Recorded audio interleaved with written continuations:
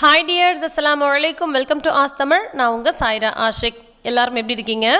இன்னைக்கு நம்ம பெர்ஃபெக்ட்டான அளவுகளோட ரொம்பவே டேஸ்டான சக்கரை பொங்கல் எப்படி செய்யறதுன்னு தான் பார்க்க போறோம். இது ரொம்ப சிம்பிளான மெத்தட், ரொம்ப டேஸ்டா இருக்கும். இதே அளவுகளை நீங்களும் செய்யுங்க. கொஞ்சமா பொங்கல் வச்சாலும் அதிகமா வச்சாலும் அளவுகளை ஃபாலோ பண்ணீங்கன்னா பெர்ஃபெக்ட்டா வரும். இப்போ ஒரு குக்கர் எடுத்துர்க்கேன். இதுல 1 கப் அளவுக்கு பச்சரிசி சேர்த்துக்கிறேன். இது பொன்னி பச்சரிசி.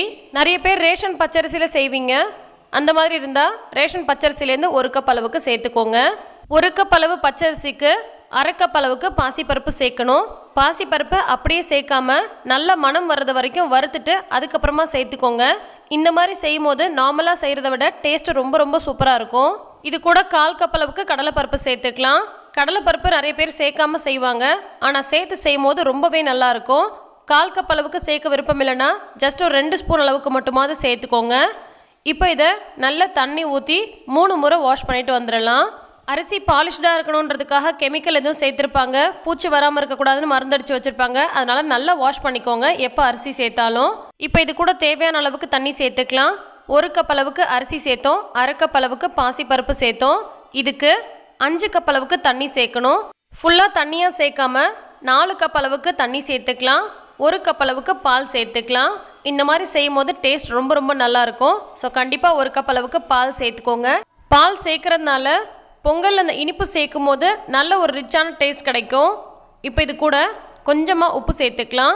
2-3 சிட்டிகை அளவுக்கு சேர்த்தாலே போதும், நிறைய சேர்க்காதீங்க. அந்த ஸ்வீட்னஸை என்ஹான்ஸ் பண்ணுறதுக்காக மட்டும் கொஞ்சமாக சேர்த்தா போதும். இப்போ இது கூட 1.5 டேபிள் ஸ்பூன் அளவுக்கு நெய் சேர்த்துக்கலாம். நெய் நீங்கள் எக்ஸ்ட்ராவாக கூட சேர்த்துக்கலாம். இது கூடவே நம்ம நெய் சேர்க்கறதுனால பொங்கல் நல்லா குழஞ்சி கிடைக்கும். அதே மாதிரி விசில் வரும்போது ரொம்ப பொங்கி வழியாமல் இருக்கும். இந்த மாதிரி நல்லா கலந்து விட்டுக்கலாம். இதை உடனே நம்ம குக்கர் மூடி போட்டு விசில் விடக்கூடாது. இது ஒரு 15 நிமிஷம் போல் அப்படியே விட்டுருங்க.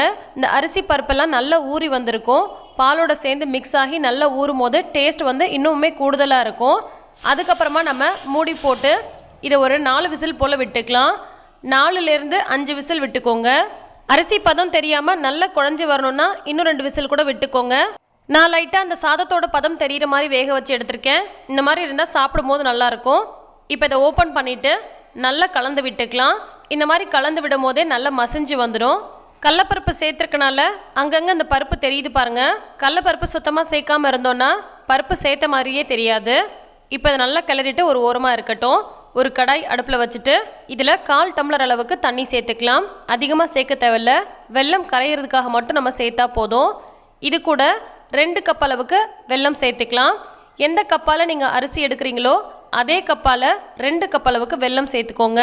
டம்ளரோ கப்போ எதில் நீங்கள் அரிசி சேர்க்குறீங்களோ 1 கப் அளவு அரிசி சேர்க்குறீங்கன்னா அதோட 2 மடங்கு 2 கப் அளவுக்கு வெல்லம் சேர்த்துக்கோங்க.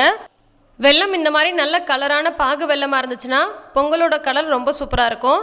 ஸோ வாங்கும் போது பார்த்து வாங்கிக்கோங்க. நல்லா கொதிச்சு வெல்லம் நல்லா கரைஞ்சிடுச்சு. இது ஒரு 2 நிமிஷம் போல் கொதிக்க விட்டுக்கலாம்.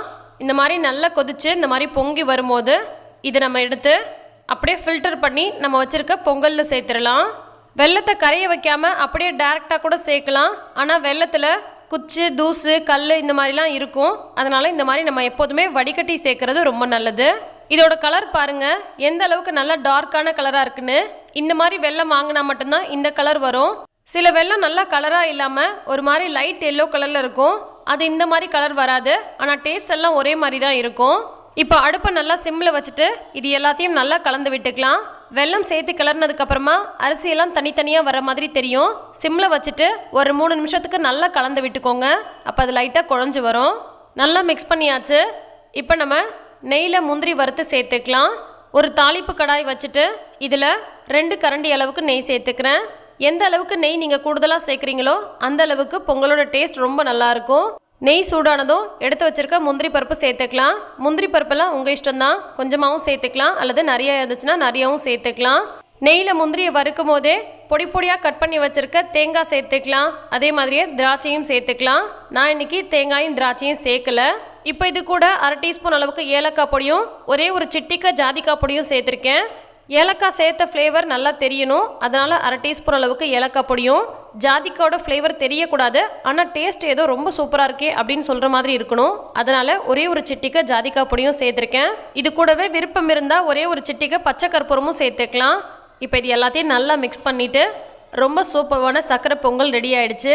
டேஸ்ட் ரொம்ப ரொம்ப சூப்பராக இருக்கும். நான் சொன்ன அளவுகளோட இதே மாதிரி நீங்களும் செய்யுங்க. ரொம்பவே பர்ஃபெக்டாக வரும். எப்படி செஞ்சாலும் சக்கரை பொங்கல் வரும். ஆனால் அந்த பாரம்பரிய சுவை இருக்கணும்னு சொன்னால் அளவுகள் சரியாக சேர்க்கணும்.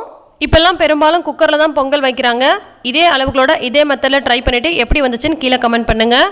இந்த ரெசிபி பிடிச்சிருந்தா லைக் பண்ணி ஷேர் பண்ணுங்கள். நன்றி.